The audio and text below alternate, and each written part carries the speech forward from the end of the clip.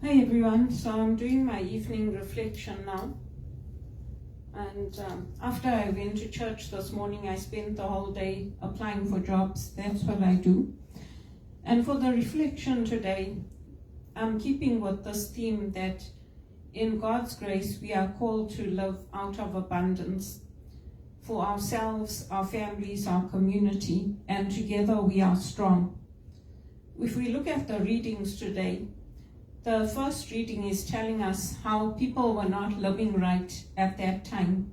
They were not speaking up for the orphan, defending the widow, calling for justice. And so we look at this and how important it is for our own lives. Because for us, we are God's little people. Even a cup of water that somebody gives us is appreciated. He doesn't put us on pedestals. He doesn't make us bigger than we are. We are God's little people in the grander scheme of things. And those acts of kindness, those gestures of kindness that we do or that others do for us, God notices them and God sees them. And that's how the justice comes about. That's how injustice is broken, by using our voices, by taking action, and by knowing that even the small things are the things that matter in this life. Especially now when we have this heat in Canada. You've seen with the FIFA, it's been very oppressive heat. Some of the big events had to be cancelled before the FIFA games.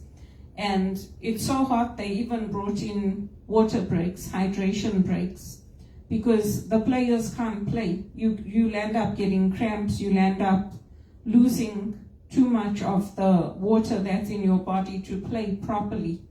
So that cup of water might not seem like anything to somebody, but to some of us, that cup of water is everything. Especially if you've come from a very poor background like I have, and you've lived in Zimbabwe where you turn on the tap and the water coming out is all brown. Or you've lived in the villages, you've made trips to the villages in India, and you've seen how you have to pull that water from the well.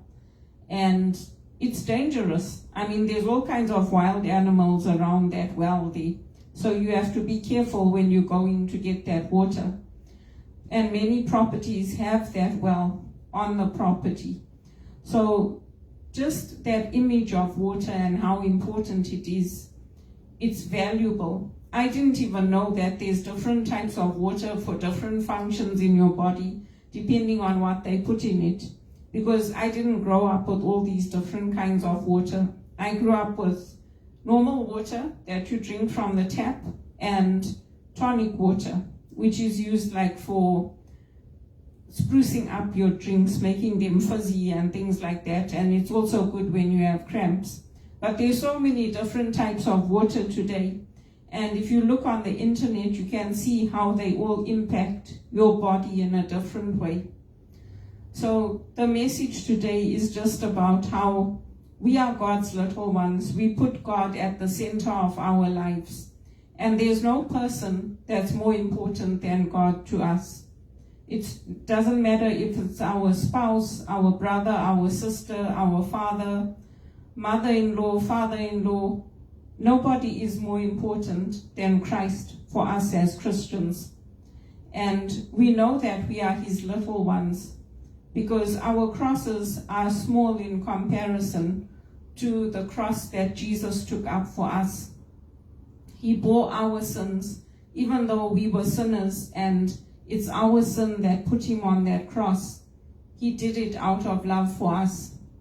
And so we take up our crosses and we fight for the orphan, for the widow, for the voiceless, until they too get that confidence to fight for themselves and to fight for others.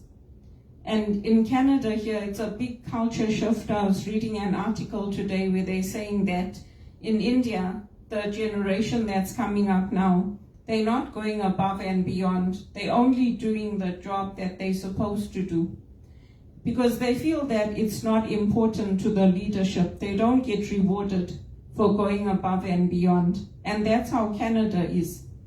It's not like Zimbabwe, it's not like South Africa, where if you have an idea or if you have something that you want to bring forward, you bring it forward and then you help to improve things. In Canada, if you want to be successful, you only do what they tell you to do, what's in that job description. In the old days, when I was growing up, we used to have these signs, or pictures. There's like a pothole in the road, and beside that pothole in the road, there used to be a sign saying, "It isn't my job." But today, if you try to do something that's above and beyond what is within the scope of your role, you very quickly get shut down. And that was a big cultural adjustment that I had to get used to in Canada.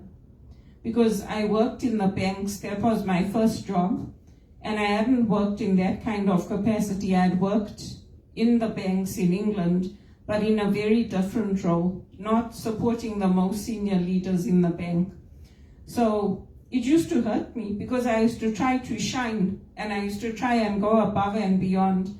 And they always used to tell me, don't do that. Like, we only want you to do what we're telling you to do.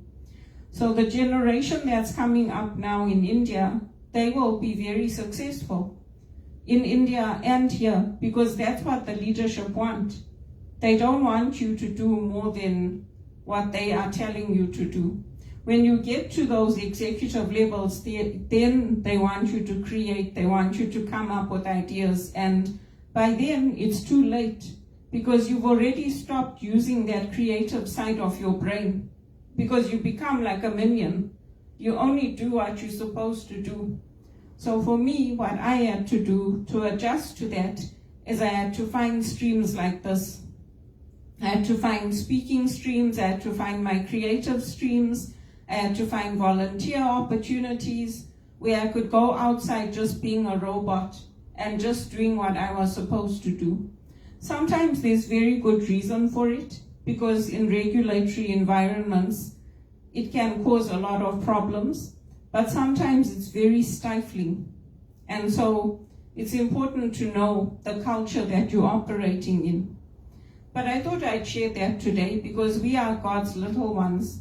We are the ones who appreciate even a cup of water, because we come from very poor backgrounds financially, and we are striving for things that other people take for granted, to be able to purchase our own homes, to be able to buy those sports cars, to be able to afford new clothing so that we can look nice when we go to work.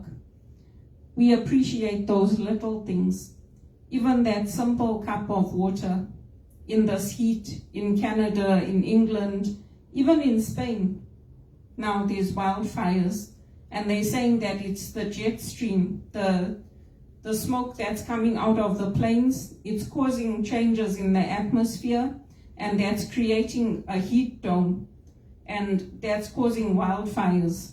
So that cup of water means everything. And for me, I'm still looking for jobs in South Africa, because I know here I'm not going to come up. I'm not going to be able to earn the money I want to earn and to be able to afford the mansions I want and the lifestyle I want. It's impossible, because I've been blocked at every opportunity. And they always say, oh, we'll keep you in mind, but they never do. They never give me that opportunity. So I need to go where I'm going to be able to earn that and to be able to live that kind of life that I want. Because I'm educated, I'm a graduate, I'm from here, and yet they're telling me my fluency is not good. So how is that possible? It's discrimination and it's persecution. If you won't give a Christian who has responsibilities in the church the main holidays off, the holiest day of our year, you won't accommodate it. That's persecution in daily life. Because somebody like me, we appreciate even that cup of water. So I hope God has mercy on Canada, and I hope God has blessings in store for me and the right work for me. Because I didn't come to Canada to sponge off people, to be a burden on the system, to constantly be unemployed and laid off. That's not what I came here for. and I'm a citizen in God's kingdom. I'm God's child. I'm God's princess. I'm God's bride. And when you make that commitment to the Lord, that's what you become too.